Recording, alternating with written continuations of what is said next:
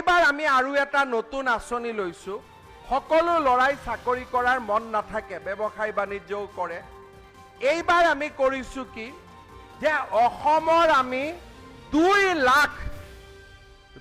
লাখ ল'ৰা ছোৱালীক আমি নিজৰ ব্যৱসায় প্ৰতিষ্ঠাৰ কাৰণে বেংকৰ লগত কোনো কানেকশ্যন নাই, ডাইৰেক্টলি চৰকাৰৰ পৰা 2 লাখ টকাৰ আমি সাবসিডি দিম ডাইৰেক্টলি। এই 2 লাখ টকা প্ৰথমতে 1 লাখ পাব। 1 মিনিট ৰখ কৈ কথাখিনি কৈ লওঁ।